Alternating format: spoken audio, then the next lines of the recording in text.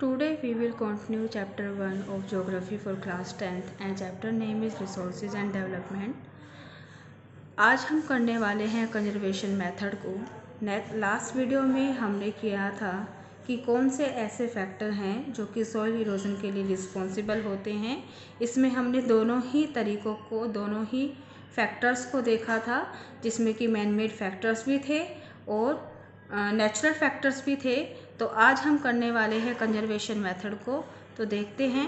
The protection of soil against erosion is called conservation.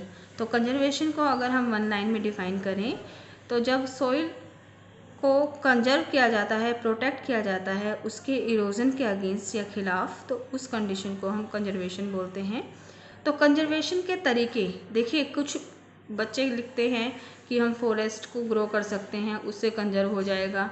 तो ये तरीके नहीं लिखने, आपको फार्मिंग से रिलेटेड लिखने की कौन से ऐसे तरीके अपनाएं कि जिससे जो फार्मिंग के कारण, यानी कि कृषि के कारण, जो कृषि के जो अलग अलग मेथड्स हम लोग किस तरह से वो यूज़ करेंगे कि हम लोग सॉइल को कंजर्व कर सकेंगे।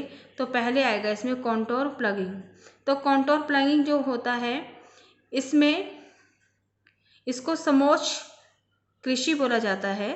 तो कॉन्टोर फार्मिंग के अंदर इस तरह से काम किया जाता है कि मान लीजिए सबसे पहले एक ढलान जो है, उस ढलान में अगर हम लोग कहें तो अलग अलग लाइंस या रेखाओं का निर्माण किया जाता है, जिससे कि पानी उस जगह पर अटक जाता है। मान लीजिए ये अगर हम लोग इस तरह से कहें कि इस तरह से एक स्लोप है, तो स्लोप के बाद नीचे दोबारा से यहाँ पर फिर एक स्लोप आएगा, तो ये जो बनाया जिसको हम लोग कहेंगे कॉन्टोर प्लोइंग।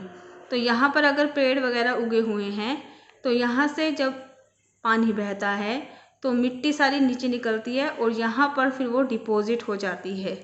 तो इस वे में सॉइल इरोजन अगर होता भी है तो उसके साथ साथ उसका कंजर्वेशन भी हो जाता है। तो contour farming is the farming practice of ploughing और planting across a slope following its elevation contour lines. तो कॉन्टोर्स लाइन जो है वो बना दी जाती हैं, इस तरह से वो लाइंस जो हैं वो बना दी जाती हैं और वहाँ पर फिर क्या की जाती है, खेती की जाती है। टेरेस फार्मिंग, सभी को पता है कि टेरेस फार्मिंग भी पहाड़ी स्थानों पर की जाती है। सीढ़ीदार खेत बना करके जब पानी को रोकने की व्यवस्था की जाती है तो उसको हम टेरेस फार्मिंग कहते हैं।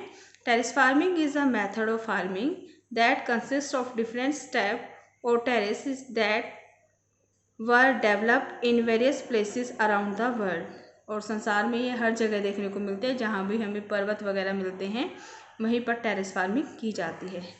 शेल्टर बेल्ट का मतलब सभी को पता है, जब किसी एरिया को प्रोटेक्ट करने के लिए उसके किनारे पर, उसकी बाउंड्री पर ट्रीज या फिर शर्ब को प्लांटेड कर दिया जाता है, लगा दिया जाता है। तो इस कंडीशन में क्या होते हैं कि किनारे की मिट्टी जो है उसे पेड़ पकड़ कर रखते हैं और वो उसे बहने नहीं देते, जिससे कि सॉइल कंजर्वेशन हो जाता है। नेक्स्ट है strip farming. Strip cropping is a method of farming which involve cultivating a field partition into long narrow strip which are alternative in a crop rotation system. It is used when a slope is too steep or when there is no alternative method of preventing soil erosion. देखो, strip farming जो होती है वो भी पर्वतों पर ही की जाती है। ऐसे पर्वत जिसकी ढलान बिल्कुल सीधी होती है, जहाँ पर ना तो कॉन्टोर प्लॉगिंग हो सकती है ना ही टेरेस फार्मिंग हो सकती है, उस जगह पर स्ट्रिप फार्मिंग की जाती है। तो स्ट्रिप फार्मिंग बिल्कुल नैरो स्ट्रिप पर नैरो पतले पतले स्ट्रिप बना दिए जाते हैं और ये स्ट्रिप काफ़ी लंबे होते हैं जिस पर कि प्लांटेशन किया जाता है। तो जो खड़ी ढाल होती है उस खड़े ढाल पर, ऐसे स्लोप पर जो बिल्कुल स्टीप होते हैं, बिल्कुल खड़े होते हैं, तो ऐसे ढाल पर ही स्ट्रिप फार्मिंग को किया जाता है। और ये तब किया जाता है, उस कंडीशन में किया जाता है जब हमें सॉइल इरोजन को रोकने के लिए कोई भी ऑल्टरनेटिव मेथड नहीं मिलता। अब इसके बाद यहाँ पर हमारा चैप्टर जो है वो ख़त्म हो जाता है। नेक्स्ट हम लोग देखेंगे क्वेश्चन बेस्ड ऑन चैप्टर। तो इस चैप्टर के जो मेन क्वेश्चन हैं जो कि हमेशा हमें क्वेश्चन पेपर में आते हुए दिखाई, वे हैं डिफाइन रिसोर्सेज कि जो संसाधन है उसकी डेफिनेशन एक आपको अच्छे से लिखनी है, जो कि स्टार्टिंग में आपको बताई थी कि कुछ कीवर्ड्स इसमें आपको लिखने हैं और उन कीवर्ड्स का ही यूज़ करके आप रिसोर्सेज के बारे में राइट डाउन करोगे। उसके बाद है टाइप ऑफ रिसोर्सेज, यहाँ पर आप रिसोर्सेज के टाइप लिखोगे on the basis of accessibility, चाहे तो आपसे इकट्ठा ही पूछ ले चाहे स्पेसिफिक बेसिस के ऊपर पूछें, तो आपको सबके लिए प्रिपेयर रहना है और किस तरह से पहले आपको उनको एक डायग्राम के थ्रू दिखाना है और उसके बाद आपको उनकी डेफिनेशन अलग अलग लिखनी है। Problem of indiscriminate use of resources, तो जब रिसोर्सेज का इनडिस्क्रिमिनेटली यूज़ होना शुरू हो जाता है तो उससे कौन सी प्रॉब्लम क्रिएट होती है।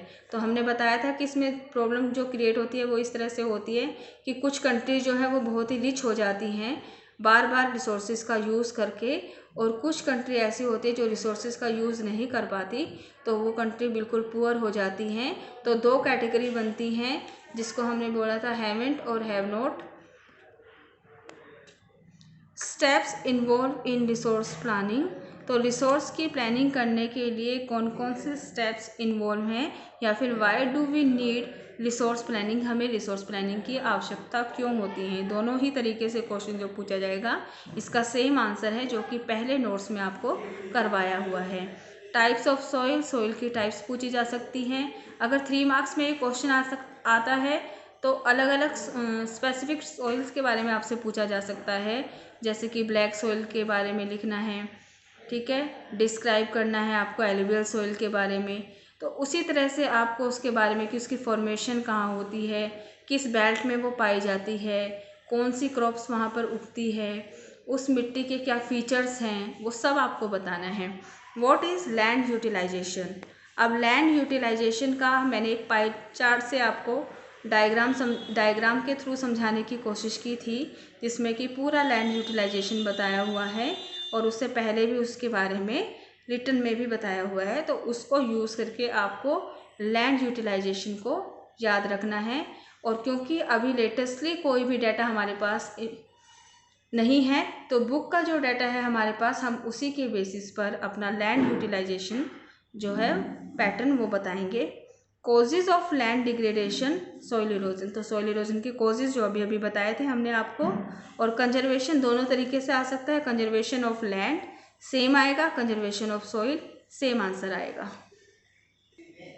नेक्स्ट क्वेश्चन है डेफिनेशन या डिफाइन का, जिसमें आप छोटे छोटे ग्रुप में अपना डेफिनेशन करेंगे।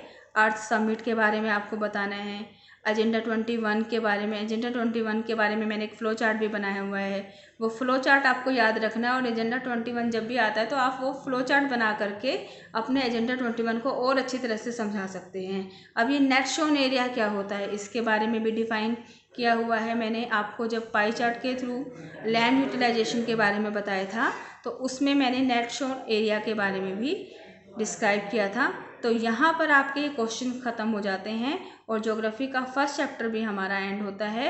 नेक्स्ट वीडियो में हम हिस्ट्री का फर्स्ट चैप्टर स्टार्ट करेंगे जो कि काफ़ी इम्पोर्टेंट है और जो बच्चों को वर्ल्ड हिस्ट्री के अंदर बहुत क्वेरी रहती है या जिन्हें वर्ल्ड हिस्ट्री को पढ़ना अच्छा लगता है तो उनके लिए वो बहुत ही अच्छा एक चैप्टर आने वाला है। तो नेक्स्ट वीडियो में हम मिलेंगे उस अपने नए चैप्टर के साथ। यहाँ तक आपको आपके नोट्स प्रिपेयर करने हैं, first chapter completely notes prepare करने हैं और लास्ट में इन क्वेश्चंस के आंसर देने हैं। Thank you so much.